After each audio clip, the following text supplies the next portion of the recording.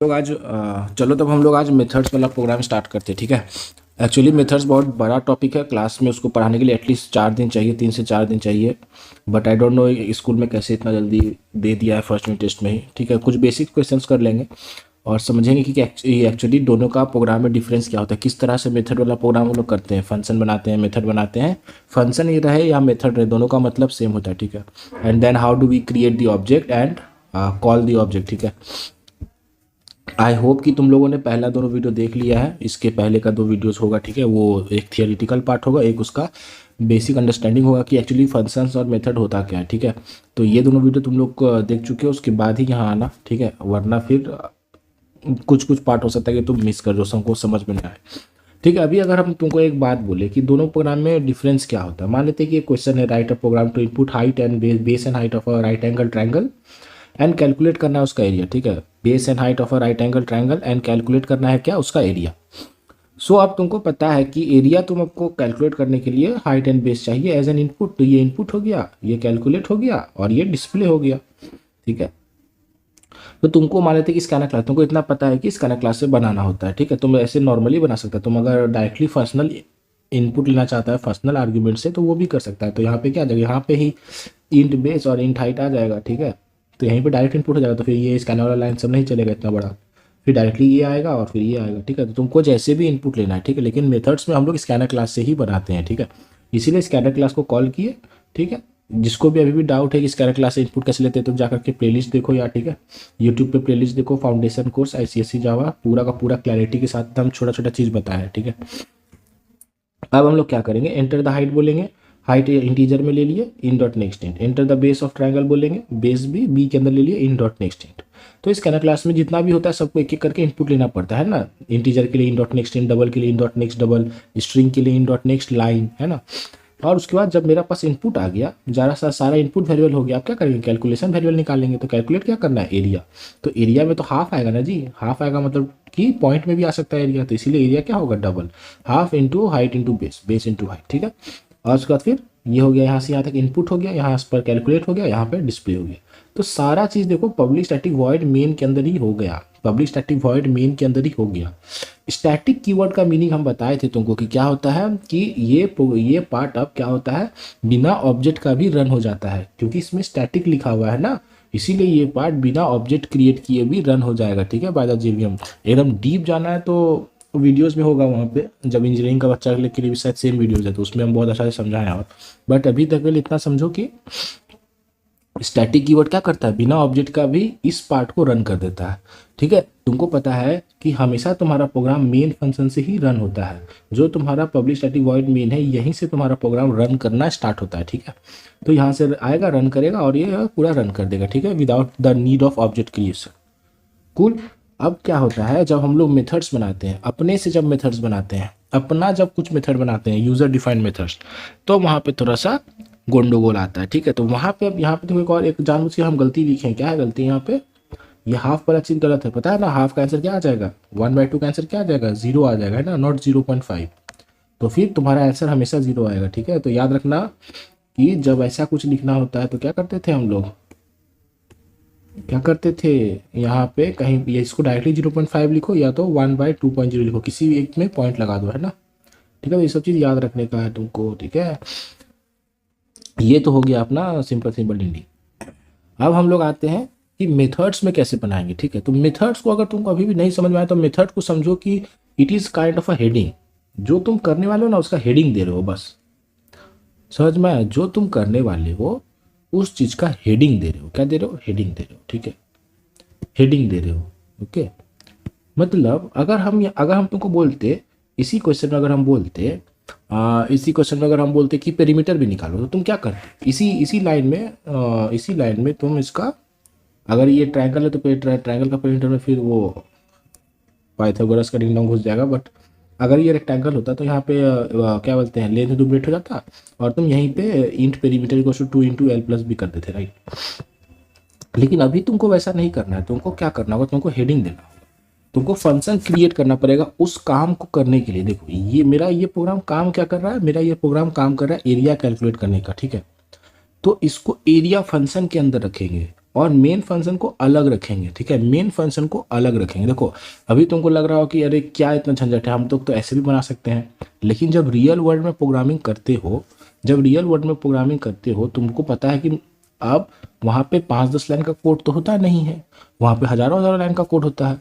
तो कौन सा कोड का पार्ट में क्या काम हो रहा है ये हमको फंक्शन से समझ आता है, ठीक है। मान लेते हैं कल को कि किसी एक फंक्शनिंग पार्ट में कुछ गड़बड़ आ गया, तो हमको पता है कि हेडिंग देख के हमको समझ में आ जाएगा अच्छा ये वाला फंक्शन में गड़बड़ी है, तो हम लोग ये एबीसी फंक्शन में सर्च करके इसी के अंदर घुस के इसी का कोड को फिक्स करेंगे। पूरा प्रोग्राम को ऊपर से लेके नीचे तक सर्च करने का जरूरत पूरा प्रोग्राम को ऊपर से नीचे सर्च करने का जरूरत नहीं पड़ेगा। समझ में आया कि नहीं? जैसे कि कोई तुम फंक्शनैलिटी बनाया है तो हर एक फंक्शन, ठीक है, तो इसीलिए फंक्शन का यूज़ होता है। रियल लाइफ प्रोग्रामिंग में बिना फंक्शंस का कोई कोड नहीं लिखा जाता है, ठीक है, क्योंकि फंक्शन क्या करता है, modules, it gives you modular approach to the program. ये लाइन तुम पढ़े होगे किताब में या थ्योरी में, बोलता है what are the advantages of function. तो एडवांटेज ऑफ फंक्शन में क्या है, modular approach to the program, मतलब हर एक पार्ट प्रोग्राम का एक एक एंटिटी एक एक फंक्शन में चेंज हो जाता है। जैसे कि तुम लोग अभी करोगे, एक छोटा सा बहुत अच्छा क्वेश्चन आता है जो कि हर बार एग्जाम में आता है कि इनपुट लेना है, फिर कैलकुलेशन करना है, फिर डिस्प्ले करना है। तो इनपुट लेने का एक पार्ट हुआ, तो इनपुट, ठीक है, तो इनपुट लेने के लिए एक अलग ब्लॉक बनाएंगे, फिर कैलकुलेशन करने के लिए अलग ब्लॉक बनाएंगे, डिस्प्ले करने के लिए अलग ब्लॉक बनाएंगे, ताकि अगर मान लेते हैं कि हमको इनपुट में कुछ चेंज करना है तो हमको पता है कि इनपुट ब्लॉक के अंदर ही होगा वो कोड, वहाँ पे आराम से जाकर के चेंज कर देंगे। कैलकुलेशन में कुछ चेंजेस करना है तो कैलकुलेशन ब्लॉक में जाएंगे, वहाँ चेंज कर देंगे। पूरा पूरा कोड में हमको वो लेने का जरूरत नहीं पड़ेगा, ठीक है। फंक्शन का काम क्या होता है, कोई भी एक सेट ऑफ कोड को एग्जीक्यूट करना। जैसे कि तुम math dot power function use करते हो, राइट, तो मैथ डॉट पावर में जब तुम यहाँ 2,3 देते हो तो कंप्यूटर को कैसे पता है कि 2 को 3 बार मल्टीप्लाई करना है, क्योंकि इसके नीचे एक कोड लिखा हुआ है जो कि जो भी तुम इनपुट देता है, जो भी ये देता है उतना बार उसको मल्टीप्लाई करता है, राइट। तो एक एक एग्जांपल देते हैं तुमको, जैसे कि तुमको पता है कि डॉलर का क्या कहते हैं, ये रियल लाइफ एग्जांपल, ठीक है। डॉलर का क्या कहते हैं, डॉलर का जैसे कि तुम्हारा आज डॉलर एक डॉलर 82 रुपया है, फिर 88 रुपया हो गया, 90 हो गया, तो ये चेंज होते रहता है, राइट, बार बार ये हमेशा ऊपर नीचे होते रहता है, डॉलर अगेंस्ट रुपीज़, राइट।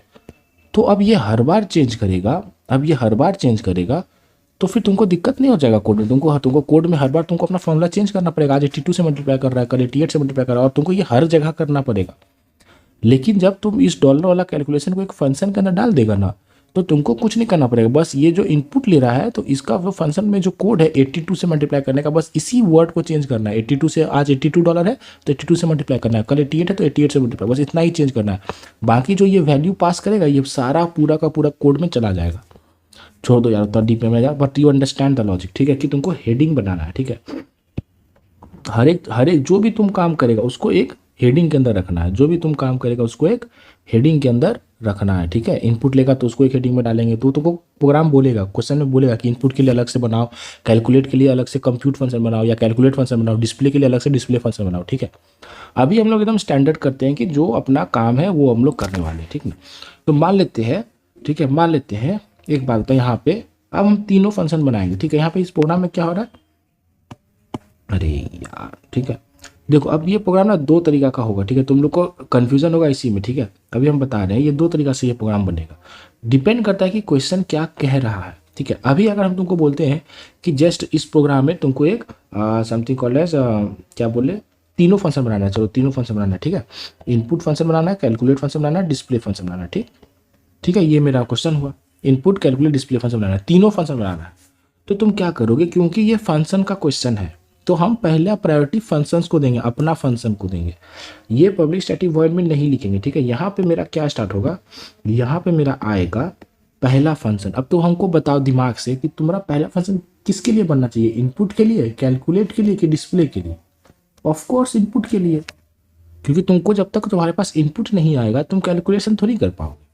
तो तुम पहला फंक्शन बनाओगे इनपुट के लिए। तो फंक्शन बनाने का तरीका क्या होता है, पब्लिक हमेशा लिखना होता है, और जो यूजर डिफाइंड फंक्शन होता है उसमें स्टैटिक वर्ड नहीं होता है, उसमें स्टैटिक वर्ड नहीं होता है। इसीलिए फंक्शन, इन सारे फंक्शन के लिए हमको ऑब्जेक्ट बनाना पड़ता है, जो कि हम मेन मेथड में बनाते हैं। अगर तुम क्लास में ध्यान दिए होगे तो तुमको पता है कि मेन मेथड बनाते हैं। हम फिर से सारा चीज़ एक्सप्लेन कर रहे हैं, आई डोंट थिंक कि तुम लोग पहले अगर वीडियो देखे हो या नहीं, बट हम फिर से एक्सप्लेन कर रहे हैं, पहला 2 वीडियो जो था, ठीक है। तो पब्लिक होगा, उसके बाद क्या होगा फंक्शन का रिटर्न टाइप लिखना होगा। क्या लिखना होगा? फंक्शन का रिटर्न टाइप, और उसके बाद फिर क्या लिखना होगा? फंक्शन का नेम। ठीक है, तो हर बार जब भी कोई फंक्शन बनाओगे तुमको पब्लिक लिखना होगा। तुम लोग क्लास 10 में हो तो ये हमेशा पब्लिक ही रहेगा। ठीक है, उसके बाद फंक्शन का रिटर्न टाइप। रिटर्न टाइप तुम लोग को पता है पिछला वीडियो से कि रिटर्न टाइप क्या होता है, कि वो फंक्शन क्या रिटर्न करेगा। अब हमको बताओ, ये तो इनपुट फंक्शन है ना जी, ये तो खाली एक्सेप्ट करेगा वैल्यू, ये कुछ देगा वापस थोड़ी, कुछ कैलकुलेट वैलिडेट करके देगा क्या? वापस नहीं देगा। तो इसका रिटर्न टाइप कुछ नहीं होगा, इसका रिटर्न टाइप कुछ नहीं होगा, यानी कि पब्लिक वॉइड। जब रिटर्न टाइप कुछ नहीं होता है तो वॉइड होता है। आज से गांठ बांध लो कि इनपुट वाला फंक्शन जो भी होता है ना वो वॉइड ही होगा। उसी तरह डिस्प्ले फंक्शन जो होगा ये भी हमेशा वॉइड ही होगा, क्योंकि ये कुछ वापस देने वाला नहीं है। सिर्फ कैलकुलेट फंक्शन ही होता है जो कि या तो कभी कुछ आंसर को वापस भेजेगा। ठीक है, अरे यार, ठीक है, समझ में आया? तो पब्लिक वॉइड और उसके बाद क्या? फंक्शन का नाम। ठीक है, अब ये फंक्शन का नाम तुमको अपने से कुछ देना है, जैसे वेरिएबल का नाम देना था। अब तुम इनपुट ले रहा तो एक फंक्शन का नाम इनपुट ले लो, इस फंक्शन का नाम इनपुट ले लो। ठीक है, इस फंक्शन का नाम क्या ले लो? इनपुट ले लो। ठीक है, तो ये फंक्शन बन गया। फंक्शन का मतलब ही क्या होता है? ये ब्रैकेट, जहां भी ये ब्रैकेट आ गया मतलब कि वो फंक्शन है। पब्लिक स्टैटिक वॉइड मेन में ये ब्रैकेट आया मतलब फंक्शन है। मैथ डॉट पावर में ये ब्रैकेट आया मतलब फंक्शन है। हो गया, इनपुट ले लिया। ठीक है, ये इनपुट फंक्शन बना लिया। अब तुमको इनपुट लेना है ना जी, इनपुट लेना है तो फिर तुमको किसको बुलाना पड़ेगा? स्कैनर क्लास को बुलाना पड़ेगा। तो अपना स्कैनर क्लास को बुलाओ यहाँ पे। इनपुट तो बिना स्कैनर क्लास का नहीं होगा, तो स्कैनर वाला लाइन लिखेंगे और क्या लिखेंगे? System dot dot print L. फिर ये पूरा पार्ट जो है, ये जो मेरा पूरा पार्ट था, ये मेरा पूरा पार्ट उठ करके एक सेकेंड, ठीक है, ये जो मेरा पूरा पार्ट है उठ करके यहाँ आ जाएगा। ठीक है, एक फंक्शन के अंदर आ गया ये पूरा पार्ट यहाँ उठ करके। समझ में आया?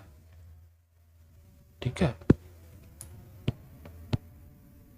ठीक है, ये मेरा पूरा पार्ट यहाँ आ गया उठ करके। स्कैनर क्लास लिखे, ये पूरा पार्ट अब ये आ गया। क्योंकि जितना भी इनपुट करना था हमको प्रोग्राम में, जो भी इनपुट लगेगा सबको एक फंक्शन के अंदर डाल दिए, हेडिंग के अंदर डाल दिए, ताकि कल हमको अगर ढूंढना पड़े कि अरे इनपुट कहाँ है तो हम इनपुट वाला हेडिंग में जाएंगे। अगर हमको जाना है कैलकुलेशन वाला पार्ट में तो कैलकुलेशन वाला हेडिंग में जाएंगे। समझ में आया? देखो, दोनों प्रोग्राम को हम साइड बाय साइड लिख रहे हैं ताकि तुमको फर्क दिखे, फर्क तुमको दिख रहा होगा। ठीक है, ठीक है, समझ में आ गया? ये पार्ट क्लियर है कि पहले तुमको क्वेश्चन में बोलेगा, क्वेश्चन में तुमको बोलेगा कि create a input function, create a calculate function, create a display function. नहीं बोला तो तुम फिर अपना ये स्टैंडर्ड तरीका बना लो कि हमको ऐसे ही सॉल्व करना है। ठीक, इसी का हम दूसरा पार्ट का वाला क्वेश्चन बनाएंगे, उसमें तुम देखेगा कि ये सब नहीं बना रहे हैं, तुमको अपना क्लैरिटी लाना होगा। ठीक है, अब क्या करना है? अब ये हो गया इनपुट, इनपुट हो गया। अब क्या करेंगे हम लोग बाबू? कैलकुलेट करेंगे। तो कैलकुलेट फंक्शन बना, पब्लिक कैलकुलेट। ठीक है, कैलकुलेट फंक्शन बना दिए। ठीक, अभी यहाँ पे डाउट मत लेना कि अरे हम तो कहीं कहीं पे यहाँ पे भी कुछ वैल्यू देते हैं, देखते हैं पास हो रहा है या भी हो रहा है। वो अभी दिमाग मत लगाओ, वो अगला क्वेश्चन में थोड़ा क्लियर हो जाएगा कि कब पास होता है कब नहीं होता। ठीक है, ठीक, तो ये हो गया। अब हमको ये बता कि कैलकुलेट करना है हमको, राइट? तो हम तुमको बताया कि कैलकुलेट फंक्शन में कुछ ना कुछ रिटर्न टाइप होगा, या तो रिटर्न टाइप नहीं भी हो सकता। तुम अभी इसका रिटर्न टाइप मत दो।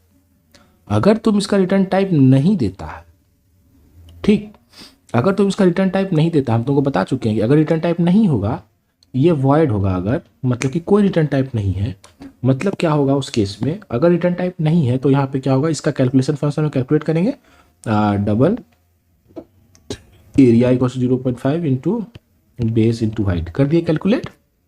और डिस्प्ले भी तुमको यहीं पे तब करना होगा जब कैलकुलेशन फंक्शन का रिटर्न टाइप नहीं है, तो डिस्प्ले भी तुम यहीं पे कर दो। ठीक है, इतना क्लैरिटी है? इस लाइन को समझ पा रहे हो? ठीक है, जनरली ऐसा होगा, ठीक ना? लेकिन अगर हम तुमको बोला है क्वेश्चन में स्पेसिफिकली बोला है कि नहीं भैया क्या कहते हैं वो डिस्प्ले फंक्शन बना के डिस्प्ले करो, तो ठीक है, ठीक है। तो ये कैलकुलेटर अभी हम लोग छोटा छोटा चल रहा है, एक स्टेप चल रहा है, ठीक है, भेड़ चाल चल रहा है, ठीक है। तो ये हो गया खत्म। अब हम क्या बनाएंगे? पब्लिक कैलकुलेटर काम हो गया, public void display, public void display, और यहाँ पे क्या कर देंगे? डिस्प्ले कर देंगे system dot dot print L an area of right angle triangle equals two plus A R. ठीक है, इसको यहाँ डिस्प्ले कर दिए, ठीक ना? तो ये चल रहा है। तो तीनों इनपुट फंक्शन बन गया, कैलकुलेट फंक्शन बन गया, डिस्प्ले फंक्शन बन गया। जब तुम्हारा प्रोग्राम का सारा फंक्शंस बन गया ना, तब तुमको बनाना है क्या, मेन फंक्शन। तब तुमको क्या बनाना है, मेन फंक्शन। यहीं पे है सारा खेल, ठीक है। तब तुमको बनाना है मेन फंक्शन, ठीक है। इसी को बस समझो, public static void main string args बनाएंगे, ठीक। इसके अंदर क्या क्या करते हैं, इसके अंदर क्या क्या करने का स्टेप्स होता है, इसके अंदर हम लोग ये सब करते हैं। इनपुट लेते हैं, इफ रिक्वायर्ड, अगर जरूरी है तो इनपुट लेते हैं। फिर ऑब्जेक्ट क्रिएट करते हैं, फिर फंक्शंस को कॉल करते हैं 1 बाय 1, ठीक है। फिर आउटपुट इफ रिटर्नेबल फंक्शन है तो आउटपुट भी देते हैं, अगर रिटर्नेबल फंक्शन है तो। ये 4 चीज करते हैं यहाँ पे, ठीक है। पब्लिक स्टैटिक वॉइड मेन में ये 4 चीज करते हैं, ठीक। अब हमको बताओ, इनपुट तुमको लेने का जरूरत है क्या? इनपुट लेने का जरूरत नहीं है, क्योंकि इनपुट के लिए तुमने अलग से फंक्शन बना दिया ऑलरेडी ऊपर में, राइट। इसके अंदर ऑलरेडी तुमने इनपुट ले लिया, तो इनपुट लेने का तो जरूरत नहीं है। समझ में आया? इनपुट लेने का तो जरूरत नहीं है, तो इनपुट तुम नहीं ले रहा है, ठीक है। इनपुट नहीं ले रहा, अब क्या करोगे, ऑब्जेक्ट क्रिएट करोगे। ऑब्जेक्ट क्रिएट करने का फार्मूला क्या होता है? ऑब्जेक्ट क्रिएट करने का फार्मूला होता है कि क्लास नेम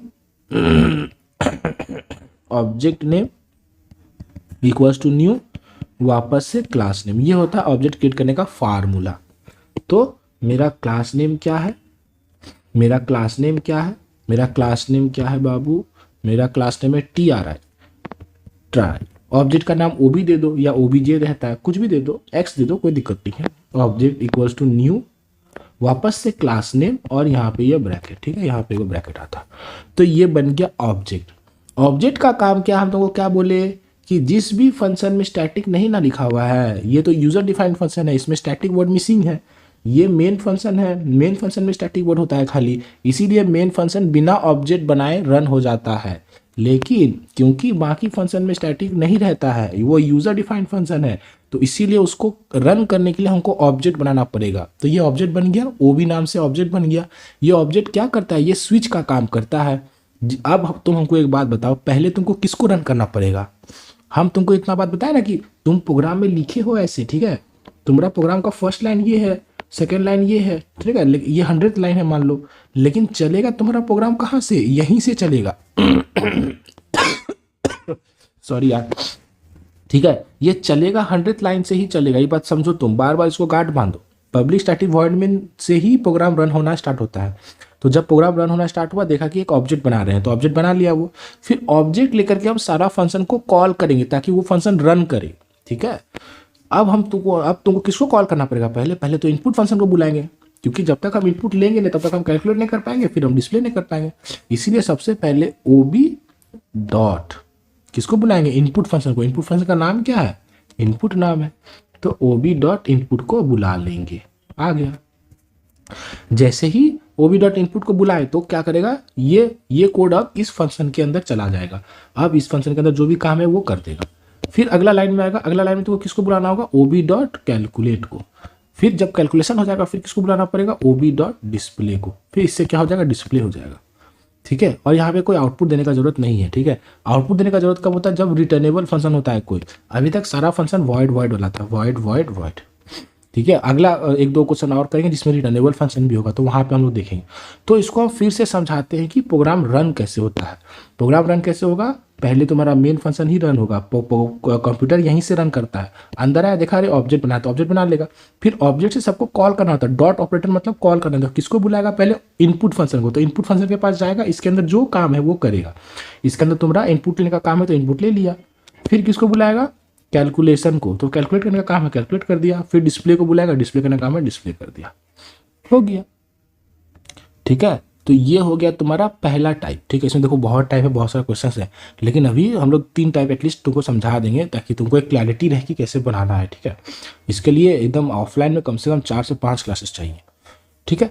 समझ में आ गया। अभी फर्स्ट यूनिट टेस्ट के लिए इतना समझ के रखो कि कैसे हम लोग बना रहे हैं। अगर क्वेश्चन में कुछ नहीं बोला है, खाली तुमको बोला है कि फंक्शन से बनाओ, अपना मन से बहुत ही प्रेम भाव से ये स्टैंडर्ड तरीका याद रखना, input function, calculate function, display function, क्योंकि इसमें कोई झंझट नहीं, सब खाली रहेगा, सब जगह वॉइड रहेगा, आसान है, ठीक है।